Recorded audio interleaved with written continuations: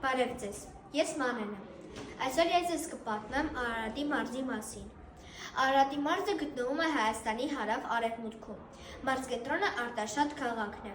Այստեղ ուսավառում է Արարատը իր սպիտակածին գագաթով, մարդիկ ապրում են հողի զարկերի հետ ներդաշնակ։ Ամեն առավոտ Արաքսի ջրերը սփռոց են փռում դաշտերի վրա, իսկ արևի շողերը ոսկեդոծում են տան տանիքները, բերելով նոր օրվա խոստումը։ Այստեղ որ կանգնած է խոր վիրապը, ժամանակը խոնարհվում է Գրիգոր Լուսավորչի հիշատակի առաջ։ Արևածագին մշուշը փաթաթվում է վանքի պատերին։ Թվում է, թե ինքն Աստվածաշունչ է բացում քո առաջ իր դարավոր խոհերով։ Իսկ երեկոյան մարդիկ հավաքվում են իրենց տան բակերում, որտեղ հնչում են մանկության պատմություններ, իսկ երեկոյան կարելի է լսել երկրի սրտի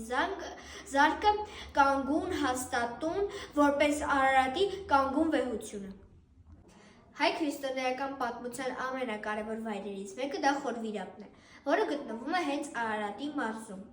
Այստեղ 14 տարի բանտարկված է եղել Գրիգոր Լուսավորիչը, մինչ Տրդատգի քրիստոնեության ընդունումը։ Վանքը կառուցվել է 17-րդ դարում եւ այն մինչ օրս է պահպանվում է որպես ստորերկրյա վատախոց։ Վանքի տարածքից բացում է գեղատեսիլ տեսարան դեպի Արարատ լեռը։ Տվինի ավերակներ։ Տվինը միջնադարյան Հայաստանի մեծագույն քաղաքներից է եղել։ Շուրջ 1000 տարի եղել է Հայաստանի մայրաքաղաք 4-ից 13-րդ դարերում։ Տվինը կառուցվել է Արտաշեսյան թագավորության օրոք, բայց իր զորության գագաթնակետին է հասել Բագրատունյան թագավորության օրոք։ 9-րդ դարում Տվինը եղել է կաթողիկոսական աթոռի կենտրոնը։ Այնտեղ եղել են բազալիկից պատրաստված տաճարներ, շքեղ ամրոցներ, բայց այն 1236 թվականին ավերվեց մոնղոլների կողմից։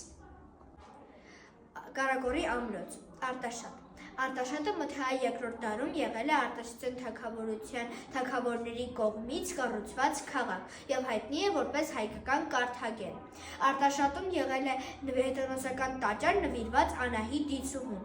Հռոմեական պատմիչները նրան անվանել են որպես հզոր քաղաք եւ այն ստեղծել է Արտաշես առաջինը։